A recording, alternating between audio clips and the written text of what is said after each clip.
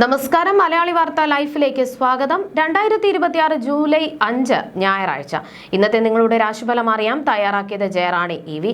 മേടം രാശി അശ്വതി ഭരണി കാർത്തിക ആദ്യ കാൽഭാഗം.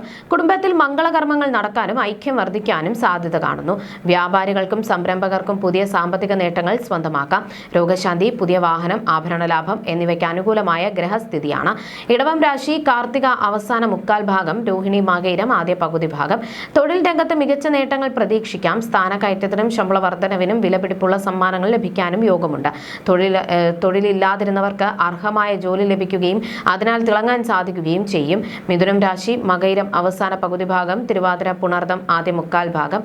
നിയമപരമായ കാര്യങ്ങളിൽ അപ്രതീക്ഷിത തിരിച്ചടികൾ നേരിടാൻ സാധ്യതയുണ്ട്.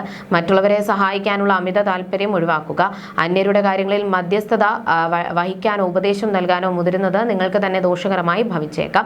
കർക്കിടകം രാശി പുണർദം അവസാന കാൽഭാഗം, പൂയം ആയില്യം.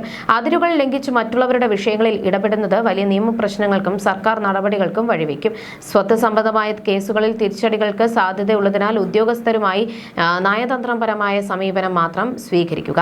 ചിങ്ങം രാശി മകം പൂരം ഉത്രം ആദ്യ കാൽഭാഗം. സ്ത്രീ സൗഹൃദങ്ങൾ വഴി വലിയ ഗുണാനുഭവങ്ങൾ വന്നുചേരും. വിനോദയാത്രകൾക്കോ ഉല്ലാസയാത്രകൾക്കോ അവസരം ലഭിക്കും.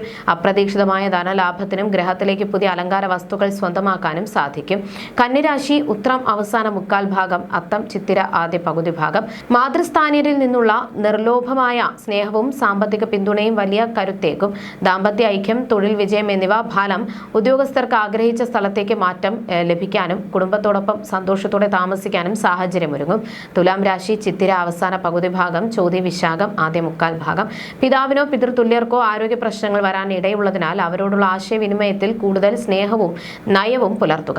ഉദര സംബന്ധമായും ഹൃദയ സംബന്ധമായും പ്രയാസങ്ങളുള്ളവർ ആരോഗ്യകാര്യത്തിൽ അതീവ ജാഗ്രത പാലിക്കണം. വൃശ്ചികം രാശി വിശാഖം അവസാന കാൽഭാഗം, അനിഴം തൃക്കേട്ട.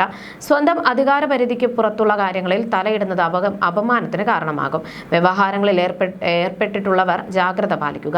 ചന്ദ്രന്റെ സ്വാധീനം പ്രതികൂലമായതിനാൽ ജലസംബന്ധമായ തൊഴിലുകളിൽ ഏർപ്പെട്ടിരിക്കുന്നവർ പൂർണ്ണമായും മുൻകരുതലുകൾ എടുക്കേണ്ടതുണ്ട്. ധനുരാശി മൂലം പൂരാടം ഉത്രാടം ആദ്യ കാൽഭാഗം. പുതിയ സൗഹൃദങ്ങൾ ജീവിതത്തിൽ വലിയ സന്തോഷം നിറയ്ക്കും. വിദ്യാർത്ഥികൾക്ക് പഠനത്തിൽ മികവ് പുലർത്താനും സ്കോളർഷിപ്പുകൾ ലഭിക്കാനും സാധ്യതയുണ്ട്. തൊഴിൽ വിജയം, സാമ്പത്തിക ഉന്നതി, ദാമ്പത്യ സൗഖ്യം എന്നിവ പൂർണ്ണമായും അനുഭവത്തിൽ വരും. മകരം രാശി ഉത്രാടം അവസാന മുക്കാൽ ഭാഗം, തിരുവോണം അവിട്ടം ആദ്യ പകുതി ഭാഗം. കുടുംബത്തിൽ അനുകൂലമായ ഊർജ്ജം നിറഞ്ഞു നിൽക്കുന്ന സമയമാണ്.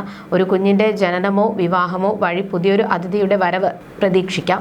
ഗൃഹാന്തരീക്ഷം തികഞ്ഞ സന്തോഷത്തിലാവും.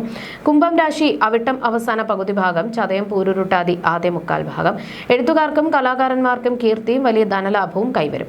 ദീർഘകാലമായി അനുഭവിച്ചിരുന്ന മാനസിക സമ്മർദ്ദങ്ങളിൽ നിന്ന് പൂർണ്ണ മോചനം ലഭിക്കുകയും പുതിയ സുഹൃത്ത് ബന്ധങ്ങൾ ജീവിതത്തിൽ സന്തോഷം പകരുകയും ചെയ്യും. മീനം രാശി പൂരുരുട്ടാതി അവസാന കാൽഭാഗം, ഉത്രട്ടാതി രേവതി. സൂര്യന്റെ സ്വാധീനം അല്പം ദുർബലമായതിനാൽ ഹൃദയം, ശ്വാസകോശം എന്നിവ അവയവങ്ങൾക്ക് ദോഷകരമായ അവസ്ഥയുണ്ട്. ലഹരി വസ്തുക്കളുടെ ഉപയോഗം ഗുരുതരമായ ആരോഗ്യ പ്രശ്നങ്ങളിലേക്ക് നയിക്കുമെന്നതിനാൽ പൂർണ്ണമായും ഒഴിഞ്ഞു നിൽക്കുക. ജ്യോതിഷ സംബന്ധമായ നിങ്ങളുടെ സംശയങ്ങൾക്കും പരിഹാരങ്ങൾക്കും ജയറാണി EV 9746812212.